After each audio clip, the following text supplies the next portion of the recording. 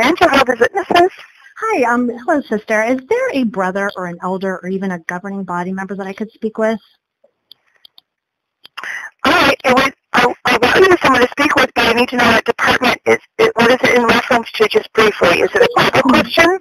Yeah. Or is it a congregation matter or a medical issue? I guess you could say it's like a congregational matter. All right. And what state is your congregation from? Pennsylvania. All right. Hold on. Okay, thank you so much. You're welcome.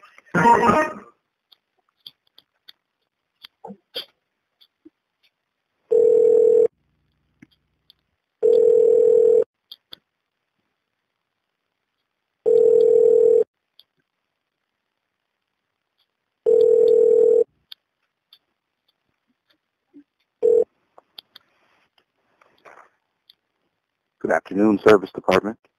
Hi there. I was wondering if you can put me in touch with like an elder or someone in the legal department. I have a couple of questions about my affiliation with Jehovah's Witnesses. You know, I do apologize, but the legal department does not handle personal matters, or they're not able to take personal phone calls. But you are speaking with an elder. Okay, if I can speak with you, that would be fantastic. Oh, yeah, that's perfectly fine. How are you today?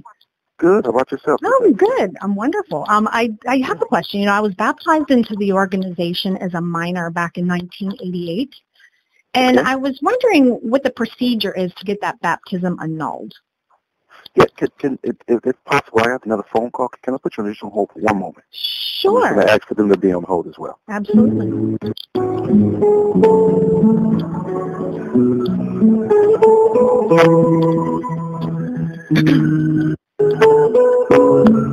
Somebody's trying to figure out an answer.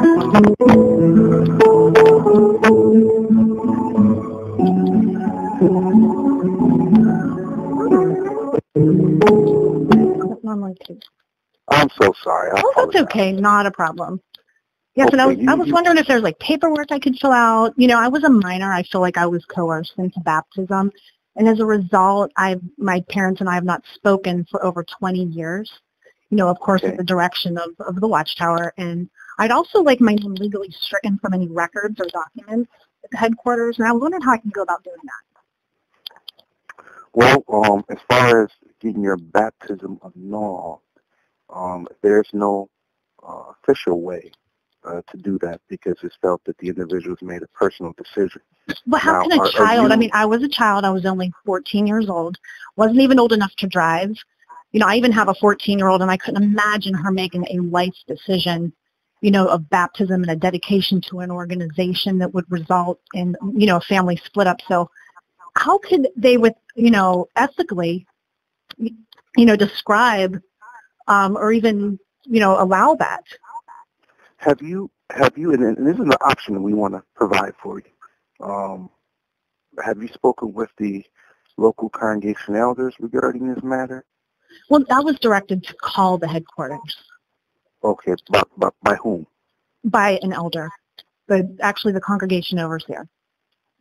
Oh, one of the elders in the congregation? Yes. Okay, all right. Would it probably be best if you can, if possible, especially when it comes to these matters, we would prefer that you write us. Write a letter? Yeah, write a letter, and then we'll do our best to assist you.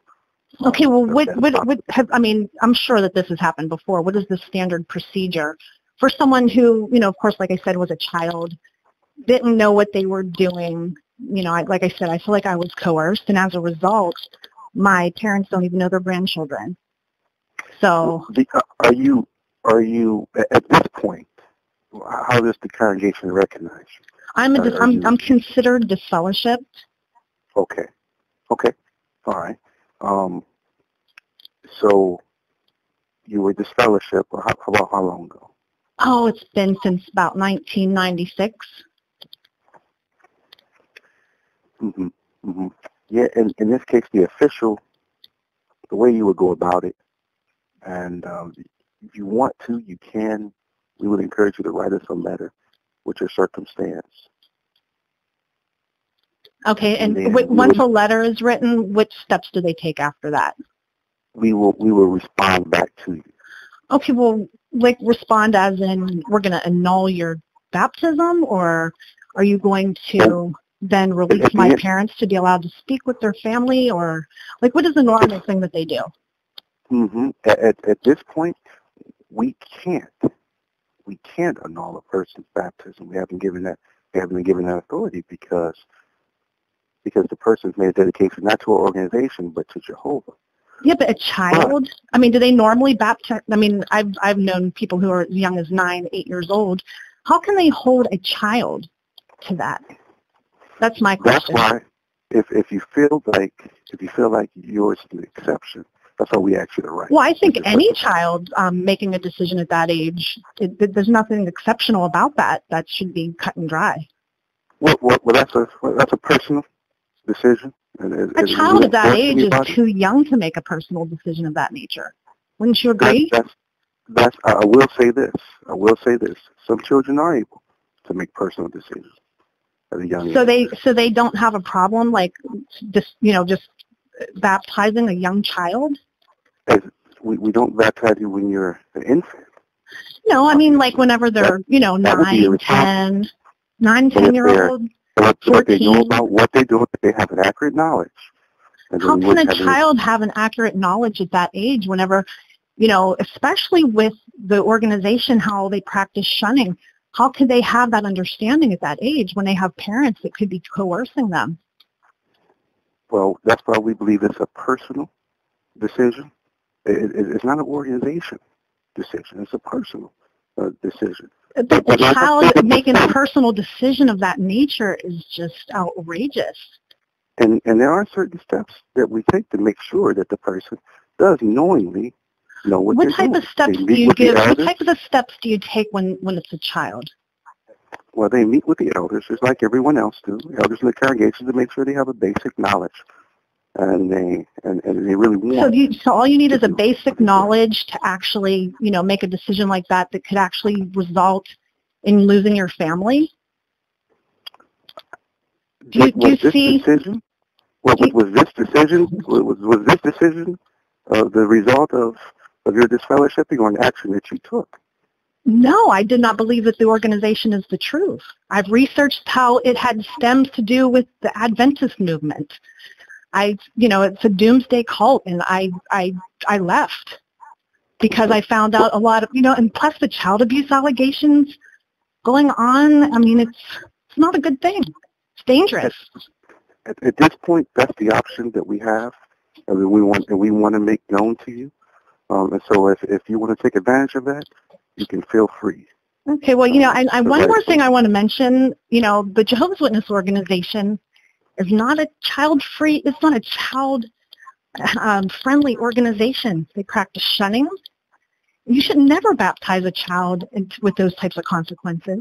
And, having little Caleb and Sophia cartoons, that's a really brilliant marketing strategy, but, to try to lure people in. But you really, personally, you yourself, should really reconsider what you're doing. Well, we don't agree with you.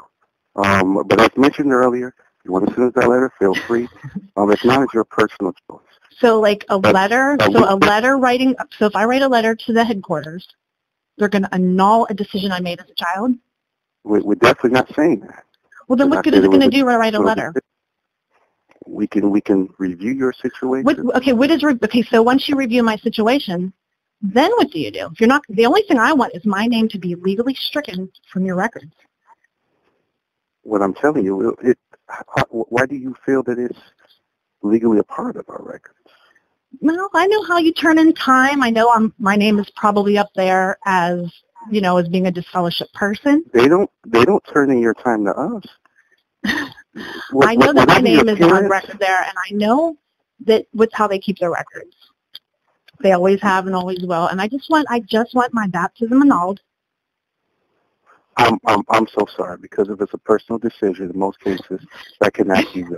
But if you would like, we do offer that one provision, and but it's up to you. What is the provision that you're offering? And so I've explained it a couple of times already, and I'm not going to proceed, ma'am. I do apologize if you're getting frustrated regarding this matter. Well, I mean, but at this point, But at this point, that's the provision. Whatever. Well, sir, I have to be honest with you. Not having my parents in my life is an okay thing. You know, it's because it's well worth having the freedom of the lies and deception. I don't know if you know about it. Maybe you believe in it. Maybe you are hooked on it. Obviously, you are because of the position you're in. We are not over the phone to discuss that matter. And so well, don't be. Well, I mean, if you want to be in denial, that's okay. I'm just glad to be free of the deception of the Watchtower. Do some research. Research the history. Research the encyclopedia. At this point, we're going to have to let you go. Have a fabulous New Year. Take care.